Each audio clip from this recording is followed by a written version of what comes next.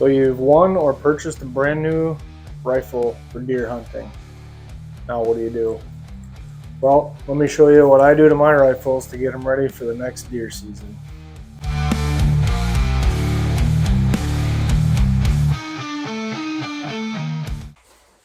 Alright, so you've got your gun that you just either purchased or won. Congratulations, that's awesome.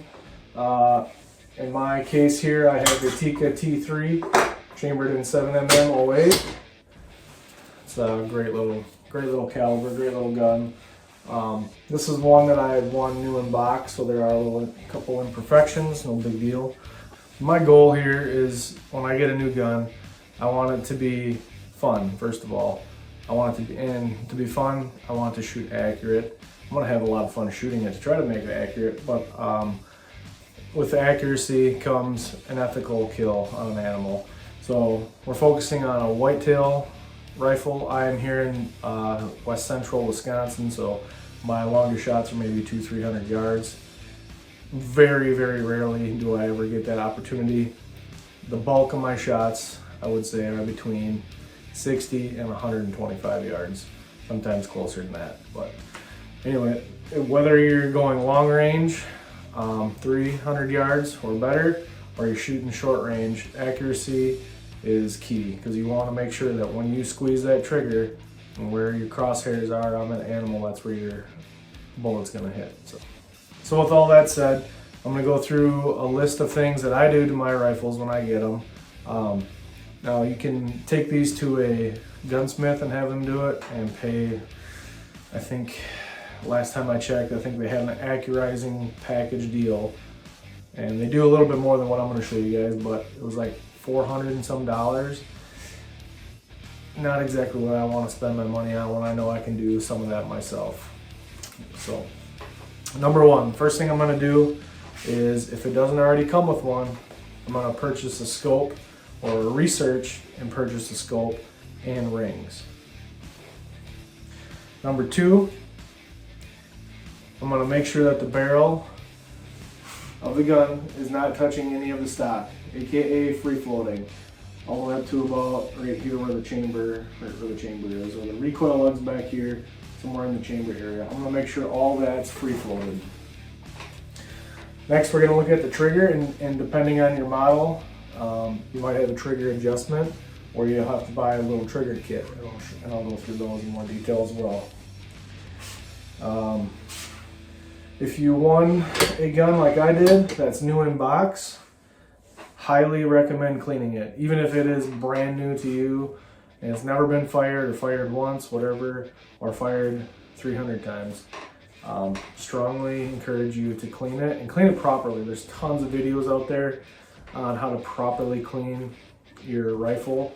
I would follow their practices and honestly spend the $15 on a bore guide for your rods when you're cleaning it. Trust me, it's worth it. Last thing you want to do is have a gun that you've invested a good chunk of change into and it not shoot because of improper cleaning, or you damaged something and didn't realize you did it.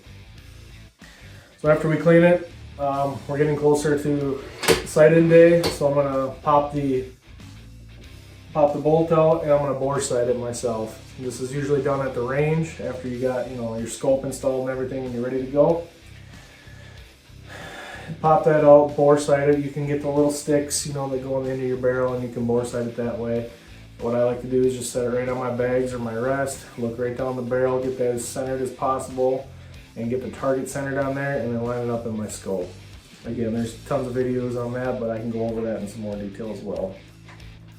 And lastly is going to be ammo selection.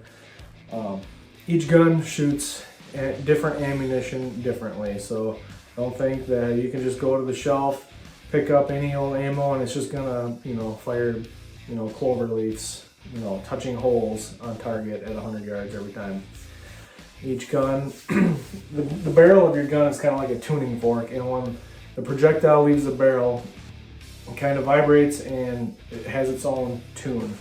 The best thing to do for the average deer hunter, if you're not reloading or doing hand loads, buy 2 or 3 different brands of ammunition or bullet weights. Bullet weights will make a difference. So if you're only shooting Hornady and you just love Hornady and all their stuff, which is great, maybe buy, in this case, for 7mm-08, see if they got something in the 120 grain, 130-ish, maybe 140, and I think on the high side is 150. Find a couple boxes, 2-3 boxes that of calibers that you, or of grain weight bullet you want to shoot, and give them a test. That's the best way to figure out what your gun likes. Well, that's going to do it for this video. Thanks for checking it out, and be sure to go watch the other videos in this series where I take each one of these and apply it to the Tikka T3 and go in more detail on each video. Again, thanks for checking it out, and we'll catch you on the next one.